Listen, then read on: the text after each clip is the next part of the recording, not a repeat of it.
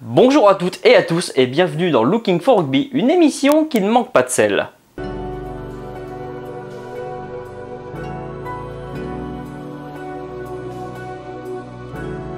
C'est cool, aujourd'hui là on va parler du 15 de France, non?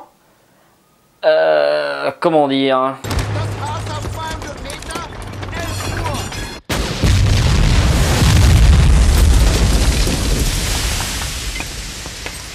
Eh bien non, aujourd'hui on va pas parler du 15 de France, ça sera pour une autre fois. Aujourd'hui on va vous parler d'un point particulièrement épineux de la règle de rugby, à savoir la carence.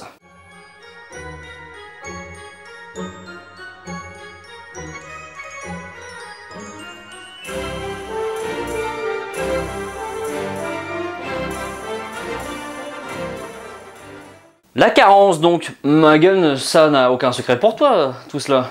Ah oui, quand on est carencé, on manque de vitamines, donc il faut s'alimenter mieux, manger équilibré. Non. Lorsque l'on parle de carence en rugby, on parle plus précisément de mêlée, encore plus précisément de première ligne, et de manière encore plus précise, de pilier.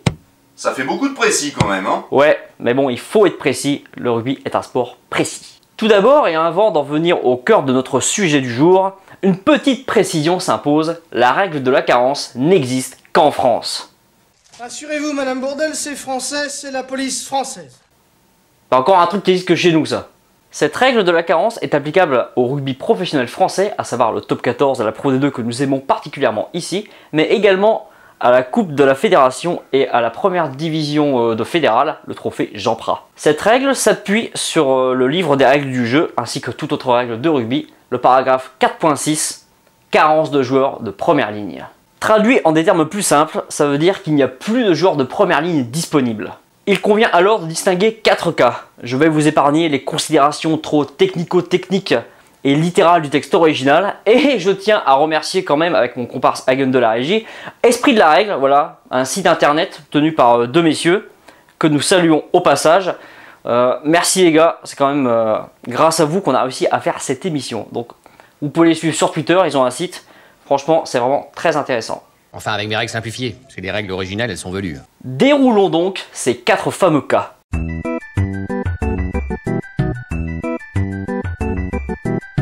Dans le cas où un joueur de première ligne se blesse et ne peut plus continuer le match, les mêlées seront alors simulées et l'équipe jouera à 14 jusqu'à la fin du match.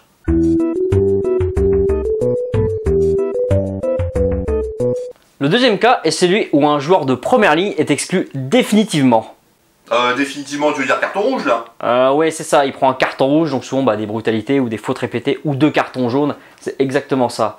Donc la mêlée qui suivra sera simulée et le capitaine de l'équipe concernée va devoir sortir un de ses joueurs et son équipe va finir le match à 13.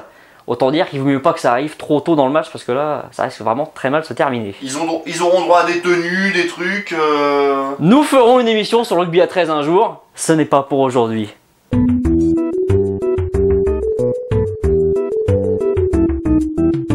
Dans le troisième cas, celui où un joueur de première ligne est sorti sur saignement, suite à une blessure évidemment, son équipe devra simuler les mêlées et jouera à 14 jusqu'à son retour. Rappelons qu'ils ont un quart d'heure, les soigneurs, pour raccommoder un joueur, hein, et pas plus.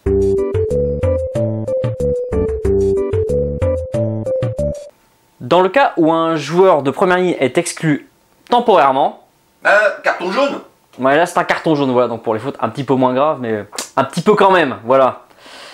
Dans ce cas, les mêlées seront simulées pendant 10 minutes. Jusqu'au retour du joueur. Par contre, pendant ce laps de temps, le capitaine va devoir sortir un de ses joueurs et l'équipe va donc jouer à 13 pendant 10 minutes. On retrouve ce fameux cas où l'équipe joue à 13 10 minutes.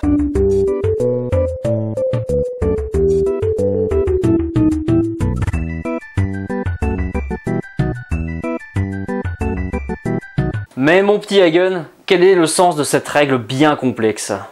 Je sais pas trop, c'est bizarre et j'y comprends que dalle, hein, donc... Alors le but quand même, c'est d'éviter la triche. Ça aussi on sait faire en France. Rassurez-vous, Madame Bourdelle, c'est français, c'est la police française. Le but de la règle de la carence est d'éviter une fallacieuse simulation de blessure d'un joueur de première ligne qui pourrait parfois être invoqué par une équipe qui serait outrageusement dominée dans le secteur de la mêlée fermée. Car lorsqu'il manque un ou plusieurs piliers pour l'une des équipes concernées, les mêlées sont alors simulées. Il y a toujours des mêlées, après les en avant notamment, qui ne manquent jamais d'arriver d'ailleurs dans notre cher championnat de France. Les mêlées existent toujours mais ne sont plus poussées. Il n'y a plus de contestation du ballon en quelque sorte. Cela peut parfois constituer un détournement de la règle. L'idée du législateur est donc de dire en quelque sorte « Va donc pour simuler les mêlées, bande de petits coquins, mais on vous enlève un joueur. » Et toc! Et ouais. Parce que s'il y a trop de triches et que l'on perd trop de temps sur ces mêlées, elles finiront par être simulées, sans pousser, comme dans le rugby à 13. Si on simule les mêlées, c'est bien parce qu'il y a un problème, ce n'est pas par je ne sais quel calcul d'entraîneur. Mais comme indiqué au début, cette règle n'existe qu'en France.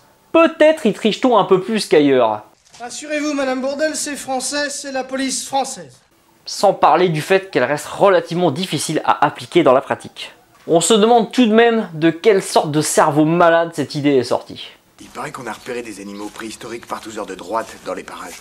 Mais les instances internationales, à savoir World Rugby pour ne pas la nommer, IRB on disait à l'époque, International Rugby Board, ne sont pas restées totalement sourdes à ce problème. Après le deuxième test match entre les Lions britanniques et l'Afrique du Sud, les fameux Springboks, que nous aimons beaucoup ici d'ailleurs, nous avons une certaine passion Springbok, on pourrait la rappeler, la renommer cette émission.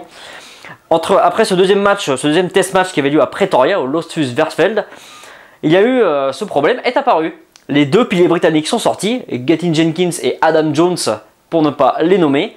Et donc forcément, simulation de mêlée, quand on est britannique ou sud-africain, ça fait vraiment moyen quoi. C'est pas quelque chose qu'on aime beaucoup culturellement, on aime beaucoup la mêlée dans ces nations-là. Et donc il y a eu réaction. Car il faut savoir qu'à cette époque, il y avait 7 remplaçants sur un banc de touche, dont 2 joueurs de première ligne. Il y en a depuis 8, dont 3 joueurs de première ligne. Comme quoi, il y avait peut-être plus simple que cette fameuse règle de la carence. Merci à toutes et à tous de nous suivre de plus en plus nombreux, ça nous fait vraiment super plaisir, d'autant qu'on essaie quand même de faire quelques efforts pour améliorer l'environnement vidéo de ces émissions. Voilà, on passe également un petit coucou à IDFM Sport. Voilà, ils m'ont invité la semaine dernière à m'exprimer au téléphone sur la situation actuelle du 15 de France. Donc ça a duré 10 ou 12 heures en tout, le temps de tout balayer. Voilà, bon, quand on aura le podcast, on vous le partagera avec nos réseaux sociaux. Facebook, Twitter, bien sûr. Suivez-nous de plus en plus nombreux, on est quand même très contents. Ça nous permet d'avancer et d'évoluer, de faire progresser cette petite émission.